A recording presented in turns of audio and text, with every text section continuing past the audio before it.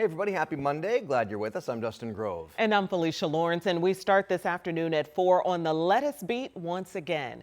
We're all doing what we can, of course, to stay healthy during this national parasitic outbreak. Indiana is still one of 5 states on the CDC's radar. Federal health officials asking us to stay away from iceberg lettuce from Taylor Farms de Mexico. Samantha Johnson has been following this story for weeks. She's still on it. Still on it. So for now, more people are opting to shop local, not going with the national brands at the store. Yeah, and that's because what we know so far, oftentimes that contamination can actually happen in the cleaning process of some of these produce items. So you think about things like pre-washed lettuce or salad kits that are washed in the big facilities.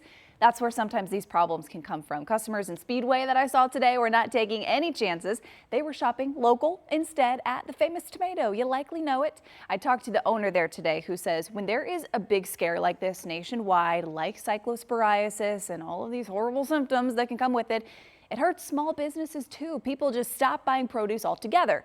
But then he says they realize if they can pay just a little bit more up front, they can pay for the local stuff that these sellers are getting right from the farms. They do not go through all of this cleaning process, and that's what the famous tomato is seeing now.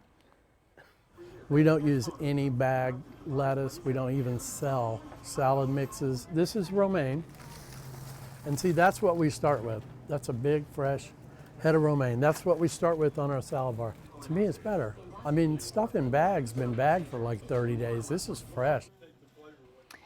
So keep in mind, right, this does not mean you can't buy lettuce from your usual big chain grocery store. You certainly can. In fact, over the weekend, I was at the Kroger up in Fishers, and they had a sign in front of Taylor Farms that said, "We have gone through and got rid of all the bad stuff. These Taylor Farms products are safe to buy." So it still feels a little confusing. The CDC, the FDA still investigating. So in the meantime, just be mindful of what you're buying and where it's coming from. Yeah. I know it's got to really hurt the little guy, certainly, Exactly. if people say, I'm just not going to buy. At all. The bigger brands can deal with the dent, but the little guy hurts. Yeah. Yeah. All right. Thank you so much, Sam.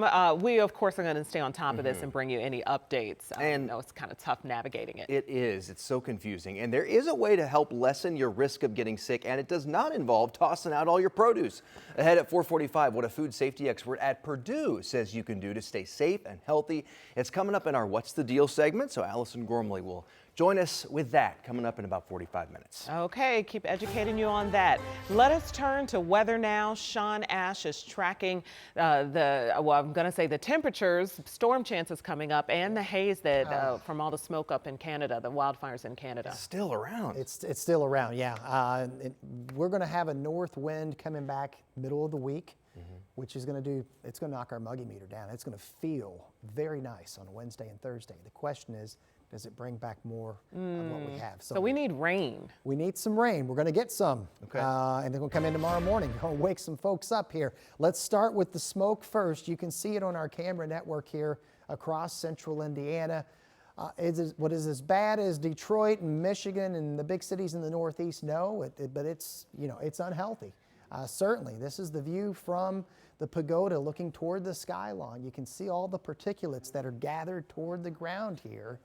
And at last check, we were above 100 on the air quality index. That's unhealthy for those with sensitive respiratory systems, but the longer you're out in this, the more you're going to feel it. At 85 with the dew point is 66. Here's some of those air quality numbers. Now, as we look back to the west, it improves. This is the smoke layer. It's because they have had some thunderstorms. Right now, we are in the mid-80s. It is a little more humid. And we're looking upstream at not this complex because that's going to go to our south. It's what you're seeing developing now over Iowa. That's our overnight storms, early morning storms. And these will be an alarm clock for many of us here. We'll have more on that, what to expect for the morning commute and that cool down in the 7-day. And now to a stunning development in court this morning. A man appearing before a judge for the first time says he wants to plead guilty in a deadly hit-and-run crash. Caprice Glass is charged in the death of 26-year-old Brianna Evans. Police arrested him just days after the crash. Our Ashton Hackman explains what's next and why one attorney says it's almost unheard of. That's because most felony cases take months, sometimes years, to reach a guilty plea. Now the question is whether he will maintain that plea and whether a judge ultimately accepts it. Police arrested 40-year-old Caprice Glass 3 days after the crash. Glass is accused of hitting 26-year-old Brianna Evans in the crosswalk at Maryland and Pennsylvania streets before speeding away.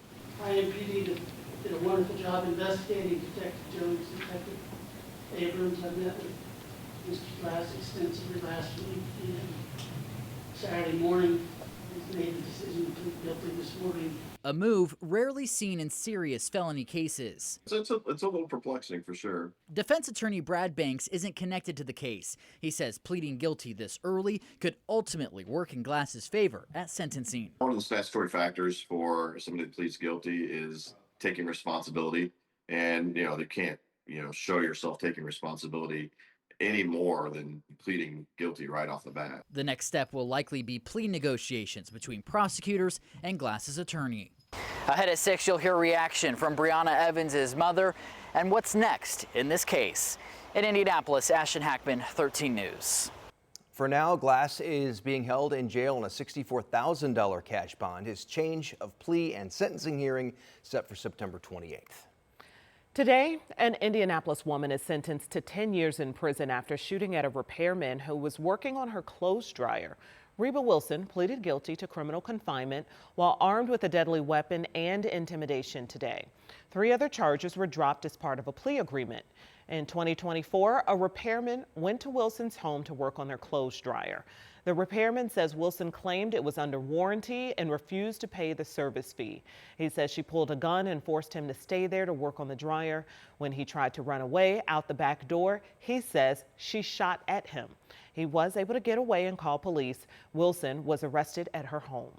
Today, police took a Michigan murder suspect into custody after a chase that ended in Delaware County. The sheriff's office there tells us state police chased the suspect, who ultimately ran into a cornfield where they were able to catch up with him. It's unclear what exactly led to that police chase.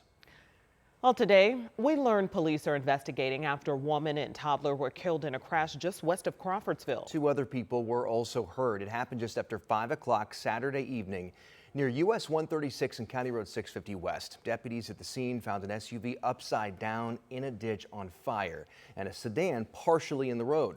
The Montgomery County Sheriff's Office says 45-year-old Courtney Tolbert was killed in the crash. She was in a sedan. A 1-year-old in the SUV died at the hospital. Investigators say the SUV was eastbound on US 136 when the sedan crossed the center line and crashed head-on into the SUV. Tough to hear. And we're working to learn more about a fire at a Southside business this morning. It happened around 3:45 at Silk the Show Club on Madison Avenue near East Sumner. And firefighters say some employees just getting ready to leave saw smoke coming from the building. You can see the smoke still rising there from the shingles. Thankfully, nobody was hurt.